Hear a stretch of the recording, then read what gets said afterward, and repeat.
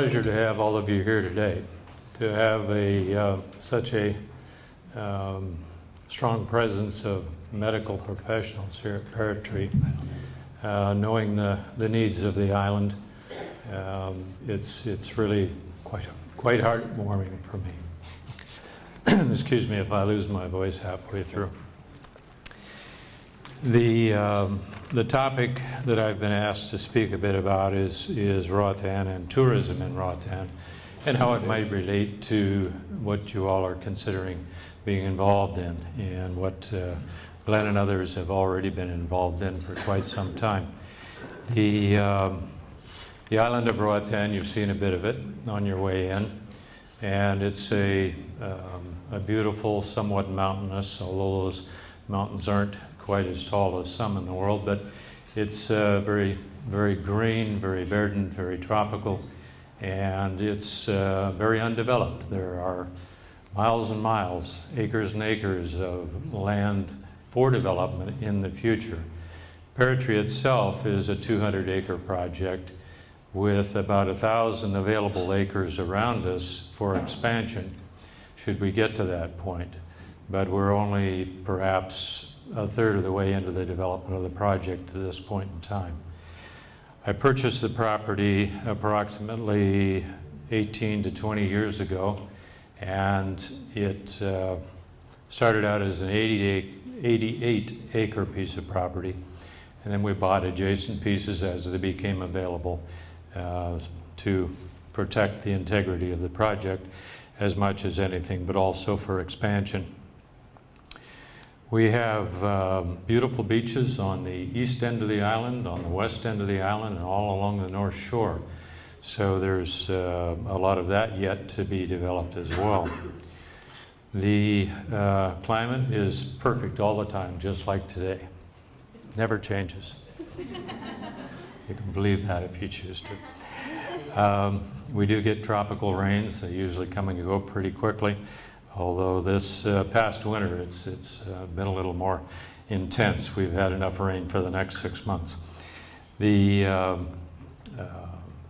fact that we have an international port of entry, an airport that can accommodate large planes, 777s have landed here. I'm not sure what the largest plane that ever landed here has been, but there's also expansion for the additional land or water, as it were, where they can go further to extend the runway, and there are plans to do that sometime in the future, although, as Joe pointed out, things go a little bit slow here sometimes. We have direct flights from Atlanta, Georgia on Delta. We have United from Houston.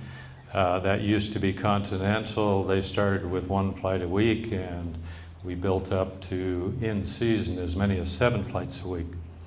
American just started up last year out of Miami with 1 flight, and within 6 months we had 3 flights. Now they've taken our suggestion. When I say our, I'm referring to the Chamber of Tourism here on the island, and they've opened up a direct flight from Dallas. To the south of us we have Avianca, which used to be TACA, and they're covering most of Central and South America, with direct flights from Roatan to, I believe it's just Guatemala at the moment, but from there they connect everywhere. So, pardon me? Salvador, you're right, yeah. So there's good air connectivity, which is increasing on an annual basis. We're also very encouraged to hear that Southwest Airlines plans to take over all of Central and South America with direct flights to various locations, including Roatan. And that will either come from their new hub that's being built in Houston, or perhaps from Dallas. The cruise line industry is another big factor to increasing tourism here in Roatan. The fact that we have 2 cruise ships docks, where as many as 4 cruise ships can be in port at one time, is a real plus for us. And as pointed out earlier in the event here, we expect to grow between from 1 million to 2 million over the next year to 18 months. That's passengers arriving here in Roatan. The Carnival Cruise Lines has a huge investment here. They've built a port to the tune of $70 or $80 million. Royal Caribbean took over the what was a public pier and expanded that, and they spent about $35 million on that port. So they're both relatively new in terms of cruise ship ports.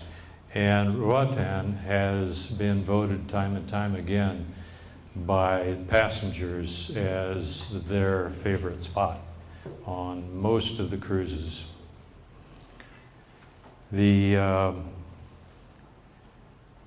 The activities that are available here to tourists, whether they're flying in or come on a cruise ship, because even on the cruise ship passengers, they take day trips that are sold on board the ship. And so we have a number of zip lines. There's kayaking, snorkeling, diving. Could read my writing. There's, of course, the beach tours are the most popular. We have more people going to the beaches, I think, than anywhere else. But there's some pretty interesting topography out there for some of the other tours. Parrottree Plantation is the next subject that I would like to speak about. I first saw the property almost 20 years ago and bought it 24 hours later. It was an obvious gem in terms of water frontage. We have almost 2 miles of water frontage with, at that time, only 88 acres, but it's grown. So we have 200 acres now, 2 miles of water frontage, 2 fantastic marina sites, one on either side of what is a peninsula. And of course, we're building the hotel resort community. It includes residential lots, condominiums, the hotel, and the partially built marina, with the future marina being a mega yacht marina for the really large yachts in First Bite. The hotel, when it's complete, will house a larger conference center, approximately 750 people, a casino, spa, additional restaurant, a restaurant and kitchen to accommodate the conference center. The marinas will be developed as we're going forward with the rest of the project, and we're currently selling home sites, a business which for almost 4 years died. The worldwide economic crisis affected us pretty drastically, but we've seen a large increase in the number of real estate sales just in the last 2 months, and so we're feeling a bit like the recovery's in place at this time. We're very, very interested in the medical tourism. We have flights going past not only Roatan but past Honduras on the way to Costa Rica, where they have a booming business in plastic surgery and other medical procedures, and hundreds of millions of dollars are being spent there, and that of course has a dramatic effect on room occupancies, as well as the effect that it has on the medical side of it. There's a great deal of benefit for the country in itself. The educational programs that Keith spoke about, I think that that is so dead on in terms of what we as a group have been thinking about. I have a friend who has a friend who's associated with and started with Nick Bolteri, the IMG Academy in Bradenton, Florida, where they do sports training and other academic studies. And it's world famous. Some of you, if not all of you, have probably heard of it. It's been a huge success. Greg Burnich was the young man at the age of 17 that started out with Nick Bolteri and grew that business into a multi-million dollar project. We have contact constantly with Greg. He's very interested in Parrottree. I think he's been here 5 or 6 times in the last year and a half, and he's waiting for us to gain a little bit of momentum, also for himself to finish up a couple of projects that he has with Club Med. He has the exclusivity for Club Med academies, and that was one of the thoughts that we had here, but we're wide open in terms of participation on any level of education, medical or excuse me, medical or otherwise. We do plan to have some summer camps as probably the first effort in terms of the educational and sports training.